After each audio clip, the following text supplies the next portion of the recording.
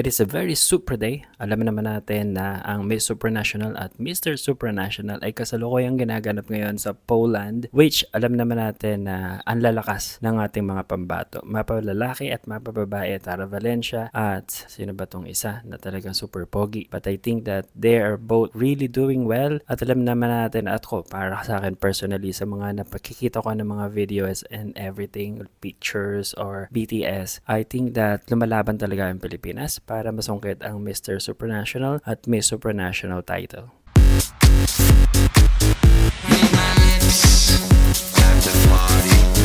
Hello guys, welcome back to my channel. This is Roderick Cruzabala and unang-una, pasensya sa ating microphone but kasi mahina ang ating boses. So pag wala tayong microphone, hindi masyadong marinig. And yun yung isa sa comment, okay? But okay, meron pa rin din nagko-comment na naiirita sila sa microphone but it really helps me para mas marinig nyo ako, okay? So but thank you very much sa mga comments, mga suggestion, but I think I really need to have this microphone. Maybe to hold it. But yeah, so I think that I really need to have or to use a microphone. But thank you very much sa mga nagko-comment, nagsasuggest ng ikaka-improve ng aking video. But yeah, but this video is yun nga, Miss Supranational and Mr. Supranational, ang ating mga pambato na si Kenneth Kabungkal at si Tara Valencia. Tara Valencia, umpisa pa lang ng kanyang laban. Pagdating pa lang niya sa Poland, talaga namang bigay na bigay. Okay, so talagang makikita natin na she is really into it. Makikita natin na talagang hindi niya pinapabayaan na meron siyang flaws or something na mga styling na everything na hindi kaaya-aya or hindi masyadong maganda. At I think that para sa akin talaga sa yung mga OOTD, yung kanyang mga ginagawa na nakikita natin online is super talagang nakakabigay ng lakas ng loob na posible tayong manalo, na posible tayong makapanalo ng pangalawang korona ng Miss Supranational.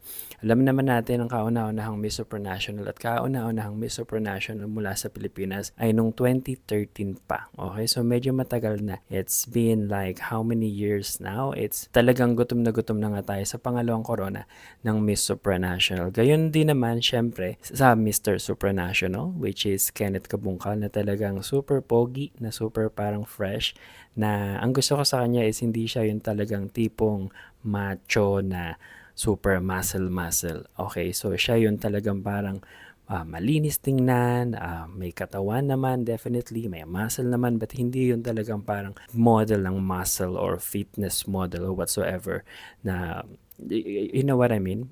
He is a very smart looking. He is really charming, and I think that overall na mga nakikita natin, I think that he is still one of the strongest. But definitely isa pa dyan sa mga talagang o iba pa dyan sa mga talagang kinakikiligan nila at sinasabi nila na gusto nila is yung si Mr. Netherlands, Mr. Spain, Mr. France.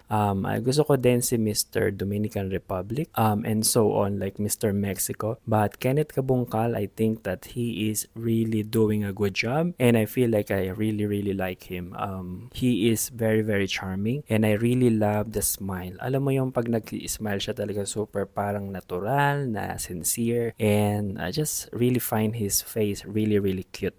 And overall, definitely, hindi siya yung talagang parang sexy na super parang malaswa or whatsoever. And Tara Valencia definitely as well is really giving a very supra look and aura every day na nakikita ko siya sa mga social media posts niya. Alright, so this is it. Ano sa palagay nyo guys? Sa palagay nyo ba malakas ang laban natin na manalo tayo ng pangalawang corona sa Miss Supranational? At posible kaya na manalo tayo ng kauna-unahang Mr. Supranational title mula kay Kenneth Kabungkal? Just leave a comment down below if meron kayong mga suggestion or comments about sa aking blog in general. I will really appreciate. Thank you very much for watching and hope you guys stay safe and be safe. Bye-bye.